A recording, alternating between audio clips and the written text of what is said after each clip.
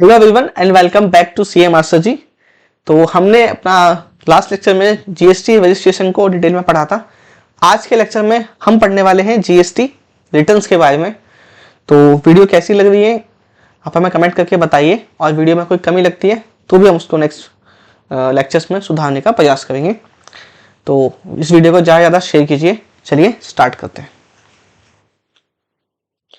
देखिए, GST returns का मतलब होता है बेटा, आप जो भी सेलर होता है वो अपनी जो भी सेल करता है उसकी जो पूरी जानकारी है, सेल परचेज का जो इंफॉर्मेशन है वो गवर्नमेंट को बताना होता है और उसका टैक्स पे करना होता है। तो उसको हम रिटर्न्स कहते हैं, उस इंफॉर्मेशन को हम रिटर्न बोलते हैं। तो जीएसटी के अंदर कई तरह की रिटर्न जाती है, जिसमें पहली होती है हमारी जीएसटीआर 1। जीएसटीआर 1 जिसको बहुत सारे लोग R1 भी बोल देते हैं। तो इसके अंदर क्या होता है, इसके अंदर अपनी आउटवर्ड सप्लाई यानी कि सेल्स की इंफॉर्मेशन डालते हैं। इनवॉइस वाइज सेल की इंफॉर्मेशन जाती है कि किस किस को सेल किया है, B2B का सेल है, B2C का सेल है, फिर इसमें कोई डेबिट नोट क्रेडिट नोट भी जा है क्या, और इसके अलावा इसके अंदर कहीं पे हमारा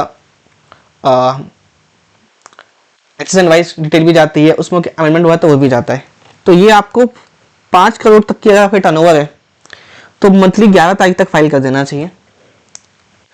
लेकिन जो QRMP स्कीम होती है, जहां पर क्वार्टरली स्कीम होती है, वहां पर 13 तारीख तक इस रिटर्न को फाइल कर देना चाहिए। अगर टर्नओवर आपकी 5 करोड़ से ऊपर है तो आपको मंथली फाइल करना पड़ेगा और 11 तारीख की आपकी ड्यू डेट रहेगी। तो सिंपल सा समझ लीजिए, 5 करोड़ से ऊपर वालों के लिए 11 तारीख है। 5 करोड़ से नीचे में अगर आपने QRMP स्कीम ली हुई है तो आपको क्वार्टरली 13 तारीख को फाइल करनी होगी, नेक्स्ट मंथ के, नेक्स्ट क्वार्टर की किस्म। ये रिटर्न्स जीएसटी पोर्टल पे कैसे डालते हैं इसके लिए मैं एक सेपरेट वीडियो बना दूंगा, उसमें आप जाकर इसको देख सकते हो। नेक्स्ट होती है हमारी बेटा GSTR 2A। 2A का मतलब होता है कि जो सेलर, जैसे मैंने अगर किसी को कुछ बेचा है तो मैं जैसे अपनी GSTR 1 फाइल करूंगा तो सेम जो मेरा बायर होगा उसके GSTR 2 में वो इनवॉइस दिखेगा ताकि वो उसका क्रेडिट ले सके। तो ये एक डायनेमिक रिटर्न होती है, रीड ओनली रिटर्न है, इसमें मैं कुछ कर नहीं सकता, ये जो सप्लायर है वो डाल देगा। जैसे भी GSTR 1 फाइल करेगा मुझे वो इनवॉइस GSTR 2 में दिखने लग जाएगा। इसके लिए कोई टर्नओवर की लिमिट नहीं है, इसकी फ्रीक्वेंसी मंथली जनरेट होती है। जैसे ही GSTR 1 फाइल करेगा वैसे ही जनरेट हो जाएगी। नेक्स्ट होती है मतलब GSTR 2B। ये एक स्टैटिक रिटर्न है। स्टैटिक का मतलब है ये एक डेट पर फिक्स हो जाती है, उसके बाद चेंज नहीं होती। GSTR 1 का 2A का डाटा चेंज होता रहता है, GSTR 2B का डाटा चेंज नहीं होता है। इसके बेसिस पे GSTR 2B के बेसिस पे हम क्या करते हैं, हम ITC को अवेल कर सकते हैं। ये भी मंथली फाइल होगी, मंथली जनरेट होगी, लेकिन ये 14 तारीख को सिस्टम जनरेट करता है। यानी कि देखिए 2A और 2B दोनों सेम चीजें। जैसे ही GSTR 1 सप्लायर फाइल करेगा वैसे ही मेरी 2A में इनवॉइस आ जाएगा और वो एक्यूमुलेट होता रहेगा। लेकिन उस महीने की 14 तारीख को GSTR 2B जनरेट हो जाएगी और ये हो जाएगी फिक्स। यानी कि 14th या उसके बाद, मान लीजिए 15th को किसी सप्लायर ने कोई GSTR 1 फाइल करी तो मेरी GSTR 2A में तो आएगा, लेकिन GSTR 2B में नहीं आएगा, क्योंकि 2B क्या है, स्टैटिक है। नेक्स्ट है GSTR 3B। GSTR 3B को हम समरी रिटर्न भी बोल देते हैं, क्योंकि इसके बेसिस पे क्या होता है, टैक्स को पे किया जाता है। अगर आपका टर्नओवर 5 करोड़ से ऊपर है तो मंथली फाइल होगी, 20 तारीख तक फाइल करनी होती है GSTR 3B। अगर टर्नओवर 5 करोड़ तक है तो मंथली 20 तारीख तक फाइल करनी होगी।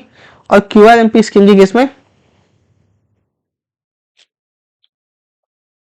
22 तारीख है कुछ स्टेट के लिए, कुछ स्टेट के लिए 24 तारीख है। वो स्टेट कौन कौन से वो हम देख लेते हैं एक बारी। ये कुछ स्पेसिफाइड स्टेट होते हैं, जैसे कि हिमाचल प्रदेश, पंजाब, जो भी नॉर्थ के स्टेट है, उत्तराखंड, हरियाणा, राजस्थान, उत्तर प्रदेश, बिहार, सिक्किम, अरुणाचल प्रदेश, नॉर्थ ईस्ट आ गया इसमें, Nagaland, Manipur, Mizoram, Tripura, Meghalaya, Assam, west Bengal, Jharkhand, Orissa, Jammu and Kashmir, Ladakh, Chandigarh and Nai Delhi.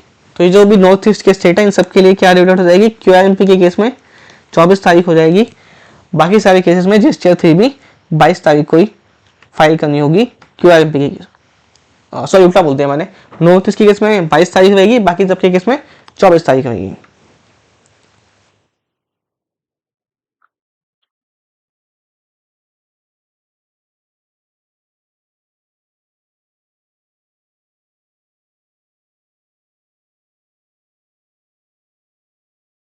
Next है बेटा हमारा एनुअल रिटर्न।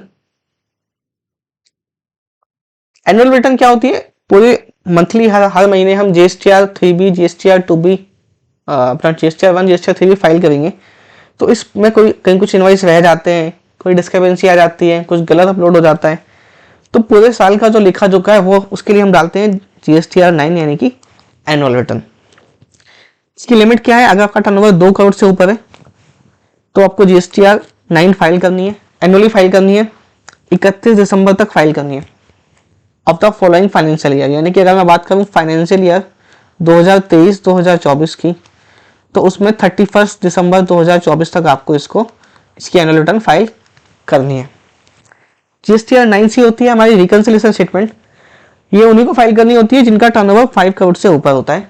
ये भी एनुअली जाती है, ये भी 31 दिसंबर तक जाती है, पर इसमें जो भी हमने टैक्स पे किया है, क्योंकि जो हम जीएसटीआर 1 में अपलोड करते हैं इनवॉइस, जनरली वही 3B में आउटपुट टैक्स जाना चाहिए।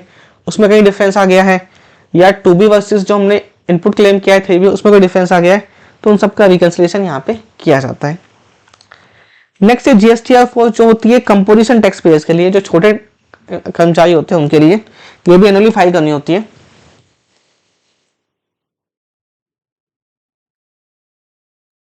इसके बाद नेक्स्ट है बेटा जीएसटीआर 5 जो होती है हमारे non resident foreign taxable person, इसको हम एनआरटीपी भी बोल देते हैं, जो 13 तक फाइल करनी होती है। GSTR 6 ISD input service distributor के लिए, जैसे कि जो अपनी दूसरे ब्रांचेस को आईटीसी को डिस्ट्रीब्यूट करते हैं, उसकी पीरियड होती है 13 तारीख।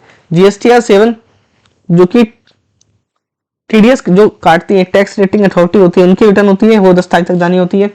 जीएसटीआर 8 ई कॉमर्स ऑपरेटर्स के लिए रिटर्न है, वो भी 10 तारीख तक जानी होती है। एंड जीएसटीआर 10 फाइनल रिटर्न जो है, जब आपका रजिस्ट्रेशन कैंसिल हो जाता है, उस कैंसिलेशन के 3 महीने के अंदर अंदर आपको, ऑर्डर आने के 3 महीने के अंदर अंदर फाइनल रिटर्न सबमिट करनी होती है। नेक्स्ट है जीएसटीआर 11, ये उन लोगों को फाइल करनी होती है जिनके पास पैन नहीं है लेकिन इनके पास यूआईएन है। ऐसे कुछ फॉरेन डेलीगेट्स हो गए, फॉरेन एंटिटीज हो गई, या डेमोक्रेट्स हो गए, उनको यूआईएन दिया जाता है रिफंड क्लेम करने के लिए, तो उनको अपनी return 28 of the month following the month for which statement file 28 तक फाइल करनी होती है। नेक्स्ट है बेटा आईटीसी 04, आईटीसी 04 फाइल करनी होती है जॉब वर्क के केसेस में। जॉब वर्क के केसेस में हमने जो भी अपने जॉब वर्कर को जो भी इनपुट्स या कैपिटल गुड्स जो भेजे हैं, उससे क्या वापस आया है, क्या रिसीव हुआ है, क्या रिसीव नहीं हुआ, उस पूरी की इन्फॉर्मेशन आईटीसी 04 में डालनी होती है। अगर आपका टर्नओवर 5 करोड़ तक है तो ये एनुअली फाइल करनी है 25 अप्रैल को, और अगर 5 करोड़ से ऊपर है तो हाफ ईयरली फाइल करनी होती है 25 अक्टूबर और 25 अप्रैल को। नेक्स्ट अगर हम बात करें जो क्यूआरएमपी स्कीम है, जो छोटे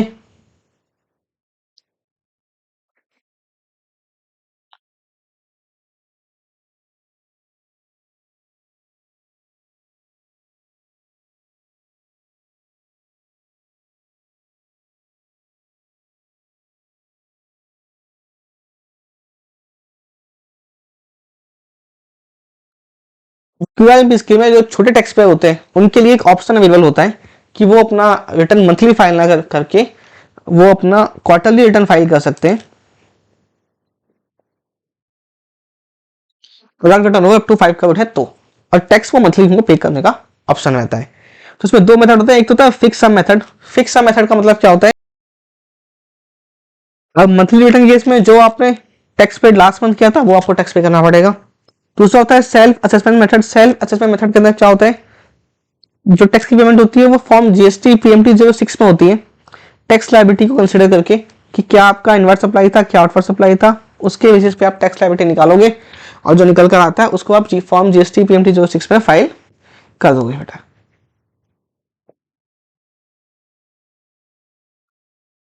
कहता है कि जो ऑप्शन है जीएसटी 1 फाइल करने का, provided the outward supply of the month for which return is filed is up to 50 lakhs। ये नोट 2 हमने कहां पे पढ़ा था?